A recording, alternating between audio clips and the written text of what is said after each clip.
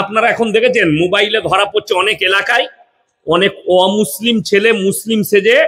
আর আমাদের ডাক্তাররা এত ভালো, আপনি একটা কোনো রুগীকে নিয়ে যান, দিয়ে অপারেশন করুন, যদি রুগীটা চাঙ্গা হয়ে যায় এক সপ্তাহ পরে গিয়ে যদি বলেন স্যার আমার মায়ের অপারেশন করলাম, একদম আমার মা চাঙ্গা, কি বলবে জানেন?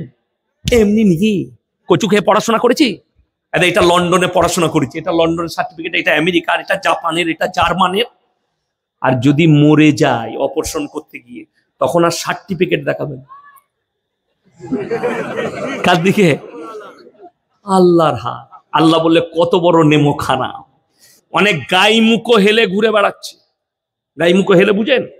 আপনাদের এলাকায় ঘোষ নাই? ঘোষ গাই দোয়াই দোয়াই। এ একজনের বাড়িতে ভোরের বেলায় গাই দোয়াতে গেছে, গাই মনে করে এড়ে গরুটাকে দোয়াতে গেছে, মেরেছে না, তখন দেখছে এটা এড়ে গরু, মুখটা কিন্তু গায়ের মতো। তো এই মলবি গোছের কিছু মাল বেরিয়ে গেছে যারা সমাজকে শেষ করছে। পৃথিবীর যতগুলো মানুষ আছে, হযরতে আদম আলাইহিস সালাতু ওয়াস সালাম থেকে এতক্ষণ পর্যন্ত যত মানুষ চলে গেছেন, বর্তমানে আছেন, অতীতে আসবেন, কিয়ামতের সকাল পর্যন্ত যত মানুষ আসবেন, তাদের মধ্যে যার কাছে যত শক্তি থাক, কেউ রাজা, কেউ বাদশাহ, কেউ নেতা, কেউ মস্তান, কারোর কাছে শক্তি, কারোর কাছে দেশের শক্তি, কারোর কাছে রাজ্যের, কারোর কাছে গ্রামের, কারোর কাছে এলাকার, মানুষের কাছে যত শক্তি আসুক, কোরআনে আল্লাহ তাআলা মানুষের জন্য মারাত্মক কথা বলেছে, ইন্নাল ইনসানা খুলিকা হালুয়া। আমি মানুষকে অসহায় আর দুর্বল সৃষ্টি করেছি। মানুষ সবল নয়, একটা মানুষও সবল নয়। এখন আমাদের দেশের সিস্টেম হচ্ছে, কেউ যদি একবার চেয়ার পেয়ে যায়, সে মনে করে আমি একদম বাঘের বাচ্চা, আমার আর কোনো ব্যাপারই নাই, কেউ কি কিছু মনেই করে না। ঠিক বললাম না ভুল বললাম? হ্যাঁ। কিন্তু আল্লাহর কসম করে বলছি, তোমরা যে যে রকমই রাজা বাদশাহ হও, কোরআনে আল্লাহ তাআলা যে জালিম বাদশাহ, দুজন জালিম বাদশাহ জিকির করেছে, তাদের কাছে মারাত্মক দুটো শক্তি ছিল। নাম্বার 1 শারীরিক শক্তি, নাম্বার 2 সামরিক শক্তি। ফিরাউনের মতো নেমোখারাম, ফিরাউনের কাছে শুধু সামরিক শক্তি ছিল না, শারীরিক শক্তিও আল্লাহ দান করেছিল ফিরাউনকে। আর ফিরাউন তার এই শক্তি দেখে, সামরিক বাহিনী দেখে, সে মিশরের মাটিতে বলেছিল আলা রাব্বুকুমুল আলা, আমি সব থেকে শ্রেষ্ঠ, আমি আলা। তো এই আলা বলতে গিয়ে, এই আলা শব্দ নিয়ে আমার সঙ্গে একবার ঝামেলা হয়েছে কিছু জিলাপিওয়ালাদের সাথে। হ্যাঁ, আমি বলেছিলাম আলা বলা যাবে না, আলা হযরত বলা যাবে না। বক্তা ইয়াসিনকে ভালো লাগছে, আমার পরবর্তী জেনারেশন যারা এই মাদ্রাসায় শিক্ষা গ্রহণ করছে, তারা আরো বড় বক্তা হতে পারে না পারে না? পারে। আমি যখন ছোটবেলায় তালবিলিম, তখন আমি দেখেছি পশ্চিমবাংলায় হাতে গোনা কয়েকটা বক্তার নাম। তার মধ্যে আমাদের আব্দুল্লাহ সালাফি সাহেব ছিলেন, আমার আব্বাজি মোল্লা শওকত আলী, তারপরে আপনার গোলাম আহমদ মুর্তজা সাহেব, এরকম করে হাতে গোনা কটা বক্তা, কি বুঝলেন? তো সেই যুগে ইনারা দারুণ ছিল। এখন আমাকে অনেকজন বলে, আমাদের লোক, আপনি এত কড়া বক্তব্য দেন, আপনার আব্বা এত ঠান্ডা বক্তব্য দেয়, তো তোমার জানাই নাই আমার বাপের বক্তব্য তুমি শুনোনি। আমার বয়সে যখন আমার বাপ ছিল, সামনে কেউ বসার ক্ষমতা রাখতো না, বাঘ ছিল বাঘ। তোমাদের কত জিলাপি হুজুর ন্যাচ গুটিয়ে পালিয়েছে শওকত সাহেবের নাম শুনে, তখন যা ছিল। আমার শোনা কথা বলছি, আমি জানি না, আমি বাচ্চা ছেলে ছিলাম। যারা শুনেছে এখন, আমার বাপের বয়সী যারা আছে, যারা শুনেছে আমার আব্বার জলসা, তারা বলে। তো যাই হোক, ফিরাউন বললে আলা রাব্বুকুমুল আলা, আমি হচ্ছি তোমাদের রব। আল্লাহ তাআলা তাকে বেইজ্জতির সঙ্গে মৃত্যু দান করেছিল, করেছিল না করেনি? শুধু মৃত্যু তাকে নয়, তার গোটা সৈন্য সামন্তকে শেষ করে দিলেন আল্লাহ তাআলা। কোরআনে জিকির হয়ে গেছে যে আমি বেজ্জতির সঙ্গে মৃত্যু দান করেছি। আর একজন বাদশা, তার নাম হচ্ছে নমরুদ, যে ইব্রাহিম আলাইহিস সালাতু ওয়াস সালামকে আগুনের মধ্যে নিক্ষেপ করেছিল।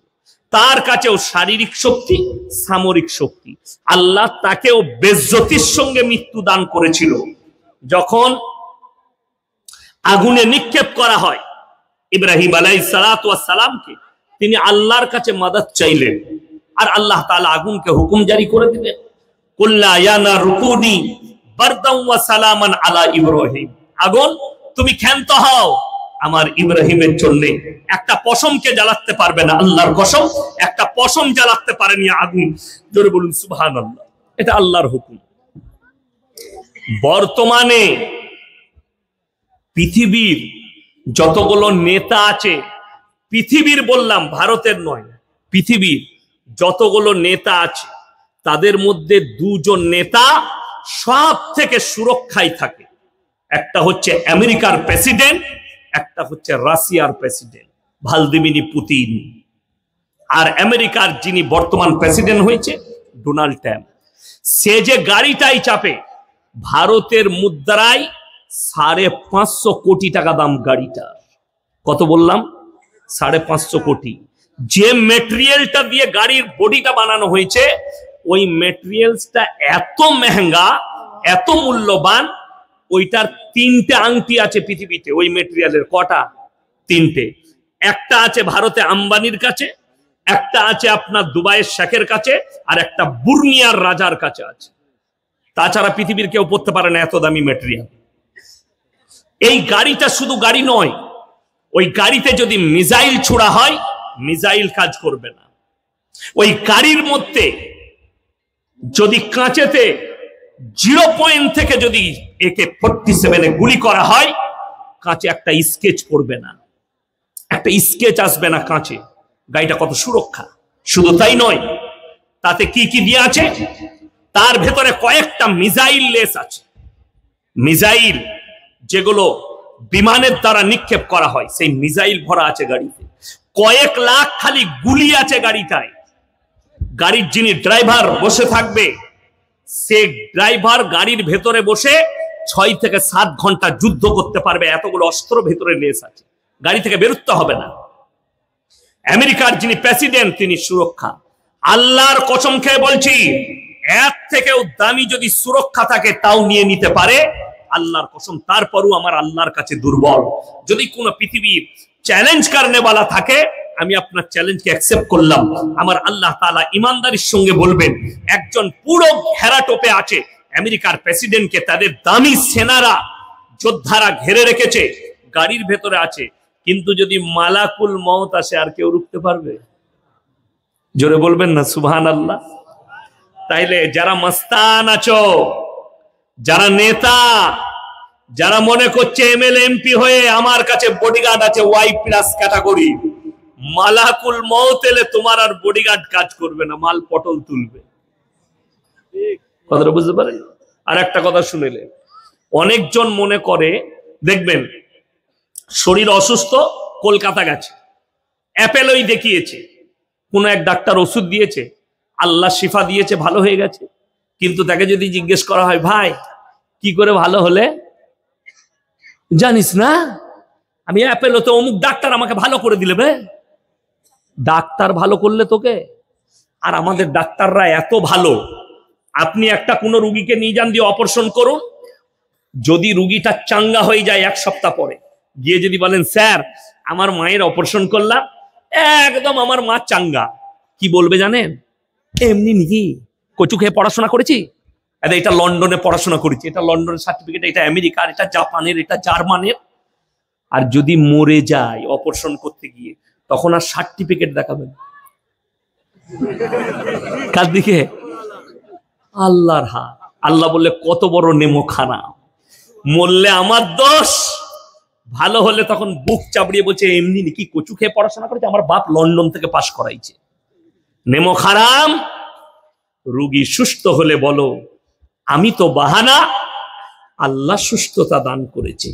ওষুধ বাহানা, আল্লাহ সুস্থতা দান করেছে, মানুষ বুঝে না।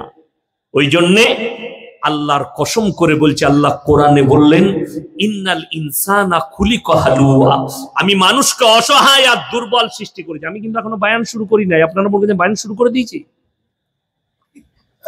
আমি বায়ান শুরু করে দিলে তো এমনি লয়, খালি ঘা করব, সকালে ওষুধ লাগাবেন।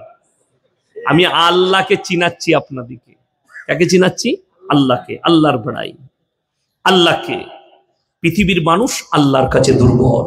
যার কাছে যত শক্তি আসুক, যত সামরিক বাহিনী চলে আসুক, আল্লাহর কসম আল্লাহ কোরআনে বললেন, ইন্নাল ইনসানা খুলিকা হালুয়া, আমি মানুষকে অসহায় আর দুর্বল সৃষ্টি করেছি, মানুষ সবল নয়। আমরা যারা এখানে বসে আছি, বক্তা, সভাপতি, সেক্রেটারি, কমিটি, আপনারা নারী পুরুষ, আল্লাহর কসম খেয়ে বলছি, আমরা যে জীবিত আছি নিজের ইচ্ছায় নয়, আল্লাহর ইচ্ছায়, আল্লাহর কৃপায়, আল্লাহর দয়ায় আপনি বেঁচে আছেন। আমার আল্লাহ যখন ইচ্ছা যাবে আপনাকে মৃত্যু দান করতে পারেন, ঠিক কিনা? পৃথিবীর একটা জানদার নিজের ইচ্ছায় বেঁচে নেই, সকলের জান আমার আল্লাহর কবজায় আছে। আল্লাহ ইচ্ছা করলে জান কবজ করতে পারেন। তাইলে আপনার মূল্য রইল কোথায়? আপনার মূল্য ততক্ষণ আপনি যতক্ষণ বেঁচে আছেন, ততক্ষণ। যখন মায়ের পেট থেকে জন্মলেন, তখন জিন্সের প্যান্ট গেঞ্জি পরে না খালি গায়ে? কথা বলেন। খালি গায়ে, ন্যাংটো অবস্থায় প্লেটে করে নিয়ে এসে দেখায় নার্সরা, এই দেখো তোমার বেটা হয়েছে। ন্যাংটো পুন্দা, কাপড় নাই। যেদিনে মারা যাবেন, ইয়াসিনের শরীরে এই ড্রেস, এই ঘড়ি আর থাকবে না, এই জ্যাকেট থাকবে না, থাকবে শুধু একটা কাপড় ঢাকা কেতা। তারপরে লাগানোর পরে কিনা একটা কাপড় লেপটিয়ে আমাকে ওখানে শুইয়ে দিয়ে আসবে, সঙ্গে কিচ্ছু যাবে না। কিসের অহংকার করেন? ন্যাংটো এসছেন, ন্যাংটো যাবেন। যা কিছু সম্পদ দেখছেন আল্লাহর কসম পড়ে থাকবে। আপনি মরে যাবেন, আপনার সন্তানরা মালিক হবে, ওয়ারিসরা মালিক হবে। সে মারা যাবে, তার ওয়ারিসরা মালিক হবে। এটাই তো আল্লাহ পৃথিবীর পরম্পরা করেছে। ওই জন্য কোরআন শোনায় একটা, শুনেলেন, হালাতালাল ইনসানি হিনুম মিনাদ দাহরি লাম ইয়াকুন শাইয়াম মাযকুরা। কত সুন্দর কথা আল্লাহর মানুষকে নসিহত, উপদেশ। হালাতালাল ইনসান হিনুম মিনাদ দাহরি লাম ইয়াকুন শাইয়াম মাযকুরা। তোমার পৃথিবীতে, তোমার গ্রামে, তোমার এলাকায়, তোমার পাড়ায় তোমার কোনো কালচার ছিল না। আচ্ছা, এখানে কেউ বলতে পারবেন যাদের বিয়ে হয় নাই, কিংবা যাদের এই বিয়ে হয়েছে, যে আমার বেটা হবে উকিল? কথা বলে না। কেউ বলতে পারবে আমার বেটা হবে মৌলবি? কেউ বলতে পারবে আমার বেটা হবে ডাক্তার? না, আল্লাহ কোরআনে এটাই বলেছে, হালাতালাল ইনসানি হিনুম মিনাদ দাহরি লাম ইয়াকুন শাইয়াম মাযকুরা। তোমাকে দুনিয়াতে পাঠাবার পূর্বে পৃথিবীতে, তোমার গ্রামে, তোমার এলাকায় তোমার কোনো অস্তিত্ব ছিল না, তোমার কোনো কালচার ছিল না, কেউ পৃথিবী জানতো না। আমার আব্বা যখন বক্তা, তখনও কেউ জানতো না শওকত সাহেবের ছেলে বক্তা হবে, ঠিক কিনা? কথা বলেন যারা শুনেছেন। আল্লাহ কৃপা, আল্লাহ দয়া। ওই জন্যে অহংকার কেউ করবো না, জোরে বলুন ইনশাআল্লাহ। এরপর চলুন, বক্তব্য আমি শুরু করব। তার আগে বলে দিই, পৃথিবীর আমি থেকে শুরু করে যতগুলো মানুষ আছে, শিক্ষিত, অশিক্ষিত, নেতা, মন্ত্রী, জ্ঞানী, গুণী, বৈজ্ঞানিক, সায়েন্টিস্ট, ডাক্তার, উকিল, ব্যারিস্টার, যারাই আছেন, ইমানদারির সঙ্গে শুনেলেন, একটা মানুষও নিজের প্রশংসা করার ক্ষমতা রাখে না। আজকে জলসায় যদি বলি আমার থেকে বড় বক্তা কেউ নাই, এই যে বললেন না প্রধান বক্তা, একদম বলা ঠিক নয়। প্রথম বক্তা যিনি বক্তব্য করেছেন তিনি প্রথম, দ্বিতীয় যিনি বক্তব্য করেছেন দ্বিতীয়, তৃতীয় নম্বর বক্তব্য দিয়েছেন তৃতীয়। কথাটা বুঝতে পারেননি?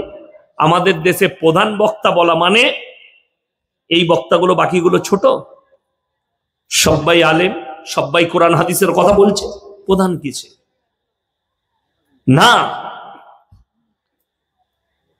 বিশ্বাস করুন, একটা মানুষও নিজের প্রশংসা করার ক্ষমতা রাখে। আমি যদি বলি আমার মতো বক্তা নেই, জানবেন এই বক্তা মূর্খ। কেউ যদি বলে আমার মতো আলেম নেই পৃথিবীতে, সে আলেম মূর্খ। কেউ যদি বলে আমার মতো ডাক্তার নেই, সেই ডাক্তার মূর্খ। কেউ যদি বলে আমার মতো মাস্টার নেই, সে মাস্টার মূর্খ। কেন? একটা মানুষ, তুমি কেমন পাড়ার লোক বলবে, দেশের লোক বলবে, তোমার এলাকার লোক বলবে। না না, ডাক্তার বাবু খুব ভদ্র মানুষ, লোকের সেবা করে, নামাজি মানুষ। আরে মাস্টার সাহেব খুব ভালো মানুষ, দিনদার লোক। আরে এই মৌলী সাহেব খুব আখলাকি, এখলাসওয়ালা লোক। এটা লোকে বলবে, তোমাকে। আমাদের দেশের একটা লোকের গুণ আছে ভালো, যদি কোন রকম নামাজ পড়ে, কোনো বাইরের লোক এসে কিংবা কোনো মৌলী সাহেব এসে জিজ্ঞেস করলে, তোমাদের গ্রামের লোক কিরকম গো?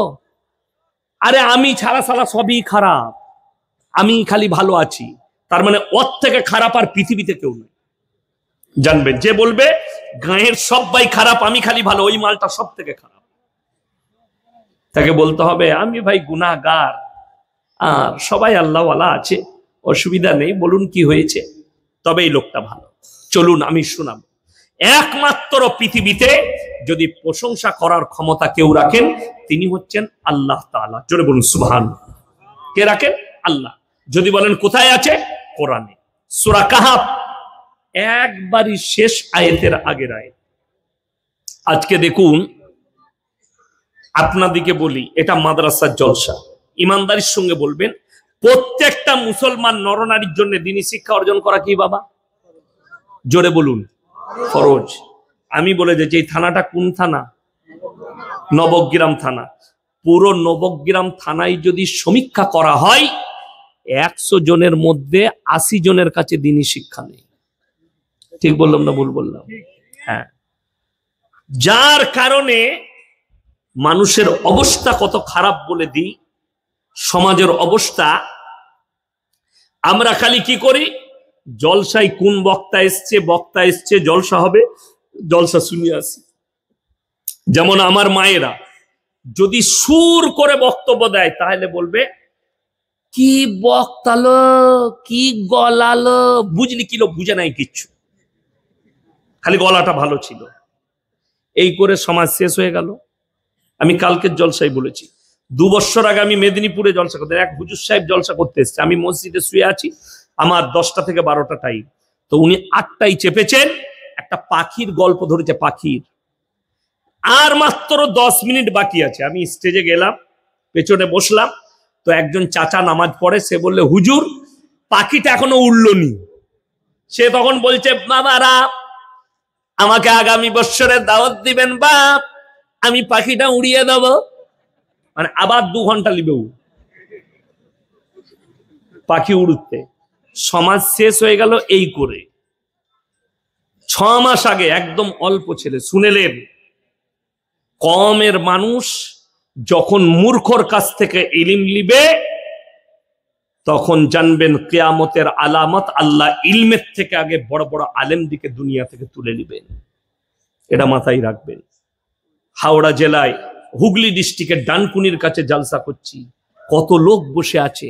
আমি মসজিদে, সময় হয়েছে, বক্তা বায়ান করছে, আমি তখন তাকে দেখিনি। কচি ছেলে, ভালো করে দাড়ি বেরোয়নি, বছর 18-20 বয়স হবে, বাড়ি 24 পরগনায়। বয়ান কি করছে জানেন? একবারই কোরআন বিরোধী, একবারই আল্লাহ বিরোধী, একবারই রাসূল বিরোধী। সমাজ কি বলছে? সুবহানাল্লাহ।